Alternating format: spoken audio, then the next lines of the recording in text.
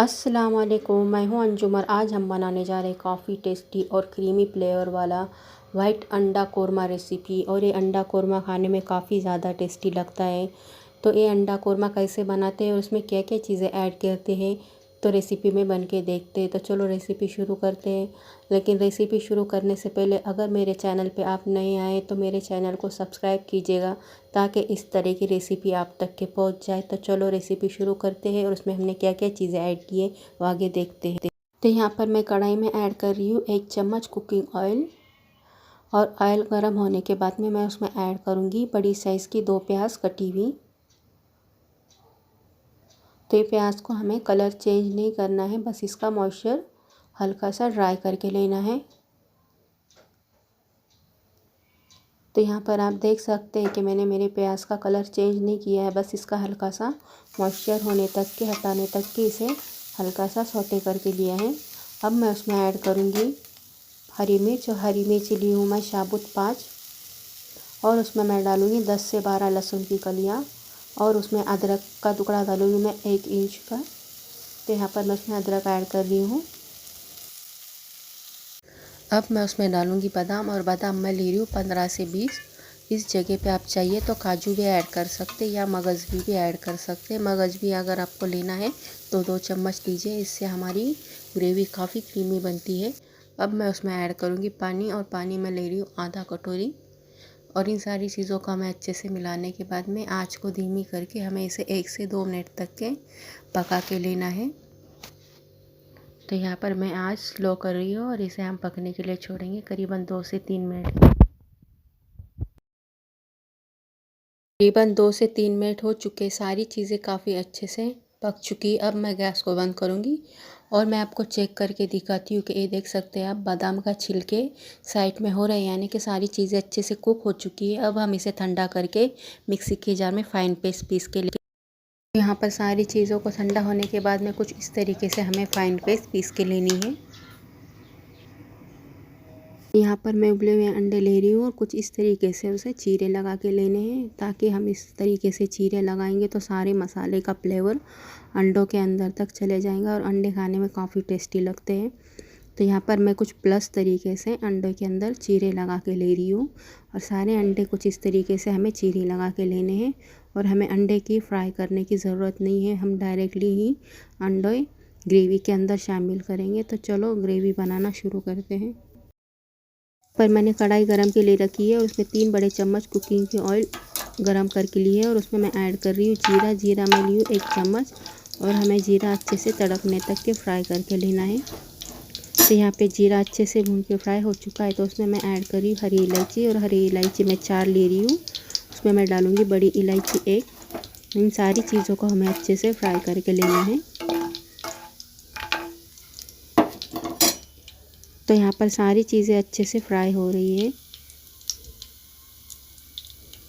तो उसके बाद मैं उसमें ऐड करूँगी हमारी ग्रेवी, जो हमने बैटर बना के लिया था ऑलरेडी। और इसे हमें अच्छे से फ्राई करके लेना है। और फ्राई करते वक्त हमें लगातार चम्मच को चलाते रहना है, वरना हमारी ग्रेवी नीचे से जल जाएंगी।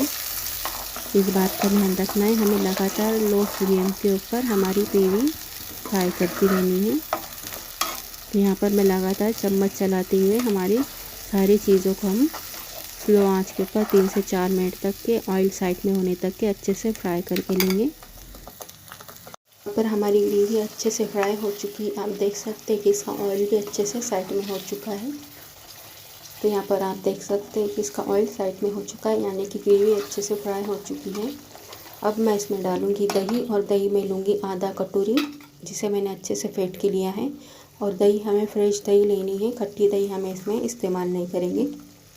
और इसे हम अच्छे से मिला के लेंगे। और आँच को हमें धीमी ही रखनी है, फुल हाई फ्लेम पे हमें इसे बिल्कुल भी पकाना नहीं है। स्लो आंच के ऊपर ही सारी चीज़ों को हमें पका के लेनी है।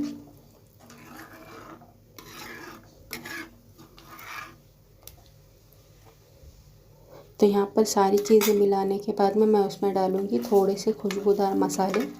मसाले हम ज़्यादा इस्तेमाल नहीं करेंगे, बस हल्के से ही गरम मसाले इसमें डालेंगे। तो यहाँ पर मैं उसमें डाल रही हूँ ज़ीरा पाउडर 1 चम्मच। और उसमें मैं डालूँगी काली मिर्च पाउडर आधा चम्मच, और उसमें मैं डालूँगी आधा चम्मच गरम मसाला पाउडर और 1 चम्मच नमक। बस हमें इतने ही गरम मसाले उसमें डालने हैं। ज़्यादा मसाले डालने से हमारी ग्रेवी काली पड़ जाएंगी, इसलिए हमें इतने ही मसाले डाल के इसे अच्छे से फ्राई करके लेना है। पे सारी चीज़ें अच्छे से फ्राई हो चुकी है, तो उसमें मैं ऐड करूँगी बारीक कटा हुआ हरा धनिया। तो यहाँ पर मैं बारीक कटा हुआ हरा धनिया इसमें ऐड करूँगी और इसे भी हम अच्छे से 1 से 2 मिनट तक के पका के लेंगे।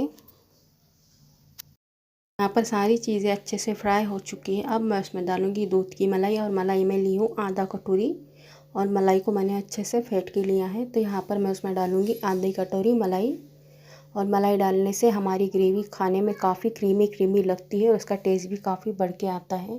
तो इन सारी चीज़ों को हम मिला के अच्छे से 2 से 3 मिनट तक पकाएंगे, वो भी स्लो आंच के ऊपर। तो सारी चीज़ें हम 2 से 3 मिनट तक पकाते हैं। यहाँ पे सारी चीज़ें अच्छे से फ्राई हो चुकी है। अब मैं उसमें डालूँगी अंडे को। तो यहाँ पर मैं उसमें अंडे ऐड कर रही हूँ, और अंडे डालने के बाद में हमें 2 से 3 मिनट तक के सारी चीज़ों को अच्छे से पका के लेना है, ताकि सारे फ्लेवर मसाले अंडे के अंदर तक पहुँच जाए। तो यहाँ सारी चीज़ें अच्छे से पक चुकी है। अब मैं उसमें डालूँगी बारीक कटी हुई हरी मिर्च। इससे हमारी स्पाइसेस की जो कमी है वो पूरी हो जाती है। आपको स्पाइसी पसंद है तो आप इसमें ऐड करिए हरी मिर्च, वरना आप स्किप भी कर सकते हैं। तो यहाँ पर हमारा वाइट अंडा कोरमा बनके रेडी हो चुका है।